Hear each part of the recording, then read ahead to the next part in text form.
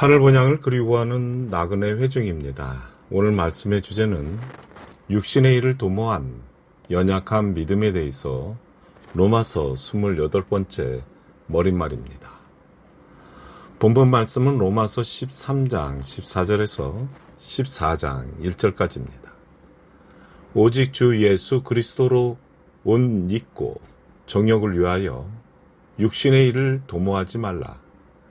믿음이 연약한 자를 너희가 받되 그의 의심하는 말을 비판하지 말라라고 했습니다.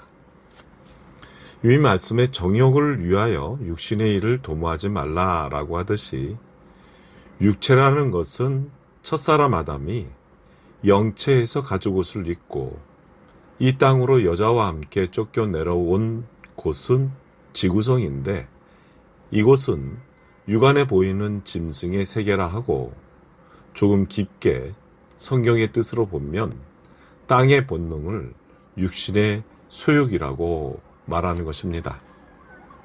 창세기 3장 20절에서 21절에 보면 아담이 그 아내를 하와라 이름하였으니 그는 모든 산자의 어미가 됨이더라. 여호와 하나님이 아담과 그 아내를 위하여 가죽옷을 지어 입히시니라 라고 했습니다. 아담은 복음을 상징하고 하와는 율법으로 비유한 말씀인데 한마디로 육체 안에 있는 심령은 두 가지의 율법, 곧 선악과의 육적 본능은 평생 쫓아다니는 것입니다. 디모데전서 1장 8절에 보면 그러나 사람이 율법을 법 있게 쓰면 율법은 선한 것인 줄 우리는 아노라 하듯이 하늘 마음을 소유하는 행위의 법이라는 나그네 정신으로 하늘 마음을 보존하고 지킬 때 가장 가치가 있는 것입니다. 예를 들어보면 옛날 독립운동가들이 독립정신을 지키기 위해서 일본 사람들이 만들어 놓은 좋은 옷과 고무신, 농구화가 있어도 한국 사람들이 만든 집신을 고집하는 것은 대한민국 독립정신을 보존하고 지키기 위해서 그 삶의 가치를 보여주듯이 오늘날 우리가 성경을 배우기 위해서는 그 선한 율법, 곧 계명으로 말씀에 순종을 하는 것입니다. 그런데 이런 목적이 없이 외식하기 위해서 그냥 쓰임을 하는 것은 자기 속의 이기심으로 다른 사람에게 과장하기 위해 나타내려고 하면 하늘 본향을 그리워하는 그 정신은 썩어 들어가는 것입니다. 그러나 하늘 마음을 위한 정신으로 율법을 쓰게 되면 그 선한 양심의 인격은 복음과 한 몸으로 변화되는 것을 산자의 어미라고 하는 것입니다. 산자와 죽은 자의 어미는 누구를 말하는 것입니까? 하와가 가인을 낳았을 때는 죽은 자의 어미이고 요셉과 마리아가 한 몸을 이루어 놓고 예수님의 정신으로 사는 자를 산자의 어미라고 하는 것입니다. 그렇다면 오늘날 우리 믿음이 산자의 어미가 된다면 예수 그리스도의 나그네 삶을 받아들여서 그 정신으로 살아야 산자가 되는 것이고 기복 정신인 땅의 마음으로 육체를 바라보고 의식주만 찾는 자를 죽은 자라고 하는 것입니다. 갈라디아서 4장 4절에 보면 때가 참에 하나님이 그 아들을 보내사 여자에게 나게 하시고 율법 아래 나게 하신 것은 라고 했으니까 여자와 율법은 같은 뜻이라는 것을 시사하는 것입니다. 그렇다면 산자인 예수 그리스도의 어머니는 남자입니까? 아니면 여자입니까? 산자의 어머니는 여자이니까 여자인 하와는 아벨을 낳았을 때 산자의 어머니가 되고 예수님의 어머니 마리아도 산자의 어머니가 되는 것입니다. 그러니까 믿음의 삶은 초등학문부터 성숙한 믿음으로 거듭나는 과정이 있는 것처럼 여자 곧 율법 차원의 믿음으로부터 복음 차원으로 한 몸이 될 때까지는 해산의 고통을 겪지 않고는 산자가 될 수 없고 영적 아들을 낳지 않고는 산자의 어미가 될 수가 없는 것입니다.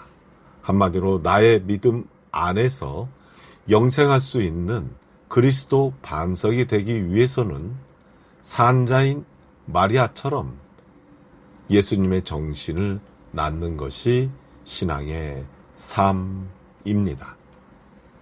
성령과 함께 믿음이 시작할 때는 강교한 뱀의 형상으로부터 변질되었던 육체의 본능은 태어날 때부터 육신이 살아가는 방법과 교육을 배우고 땅의 마음에 윤리 도덕적인 선과 악을 분별하였지만은 하늘 마음이 성숙해질 때는 하늘 마음의 선과 땅의 마음이 악이라는 깨달음이 주어질 때는 그 시기의 때를 보면 자신의 얼굴에 책임을 질 때 자신의 삶으로 통하여 천지의 선, 악을 분별을 하면서 되돌아볼 수 있을 것입니다.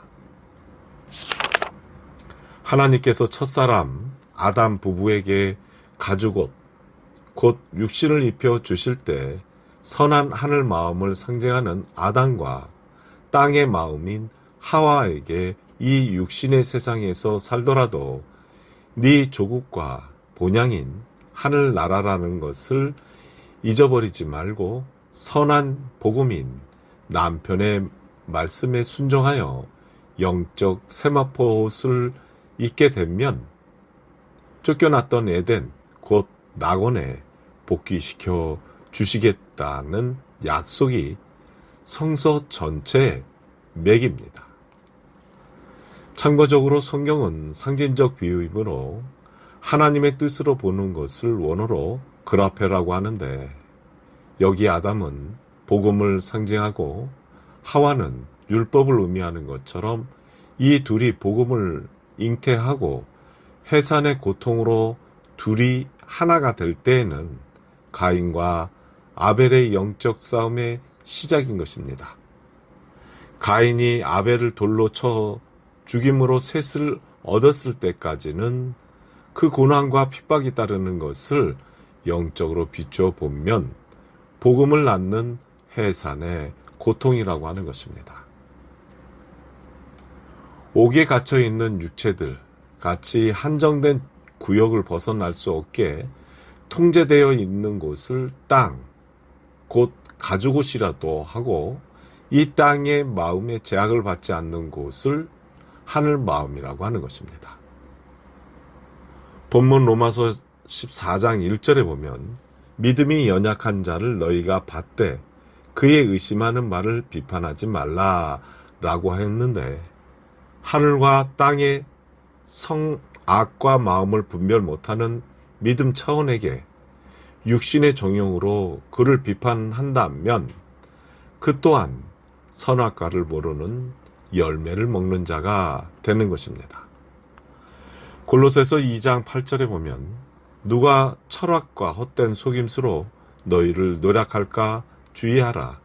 이것이 사람의 유정과 세상의 초동학문을 조춤이요 그리스도를 조춤이 아니니라 라고 했습니다. 초대회중 당시에 보면 논리나 철학으로 말하더라도 절대로 미혹받지 말고 오직 예수 그리스도 정신 외에는 아무 것에도 유혹을 받지 말라는 뜻입니다.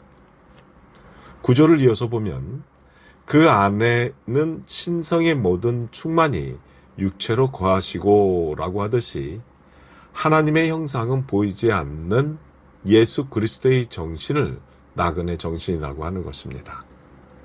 한마디로 나의 하늘 정신이 나그네 삶의 본능화된 후에는 육체는 살아있어도 속사람은 하나님의 형상이고 그 안에는 신성이심으로 하나님의 아들, 곧 복음이 계시는 것입니다.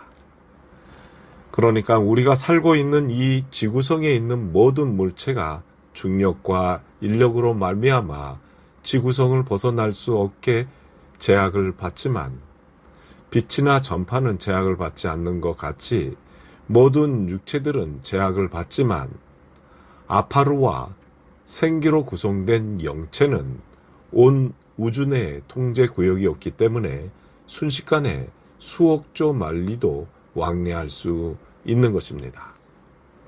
그러니까 영체들은 시간과 공간을 초월한 몸이기 때문에 그들에게는 우주 전체가 하늘이고 땅이 없는 셈입니다. 그러면 하나님의 형상을 어떤 재료로 만들어 주셨는지 창세기 2장 7절을 보면 여호와 하나님이 아파루로 사람을 지으시고 생기를 그 코에 불어 놓으시니 사람이 생명이 된지라 라고 했는데 개역 성경에는 흙으로 사람을 지으시고 라는 이 말은 잘못된 번역입니다. 흙으로 지은 사람이 어떻게 생명, 곧 산영이 될 수 있습니까?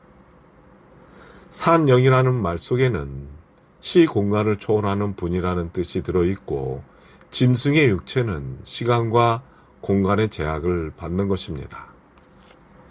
제약을 받는 곳을 땅이라고 하는데 영체들은 아무데도 제약을 받지 않기 때문에 영체들이 거하는 땅을 에레치라고 하고 육체들이 거하는 땅을 아다마라고 하는데 선악을 아는 나무와 모르는 나무의 열매, 곧 성경 말씀의 선악, 즉 영과 육의 열매인 말씀을 분별하고 올바른 해석으로 생명나무의 열매를 먹을 수가 있어야 하는 것입니다.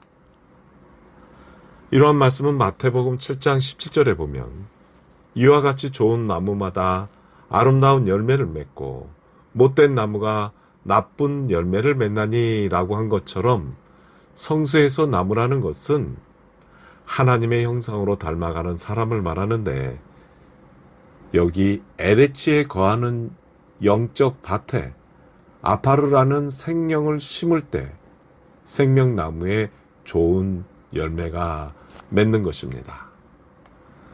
그러면 이것으로 육신의 일을 도모한 연약한 믿음에 대해서 로마서 28번째 머릿말을 마치겠습니다.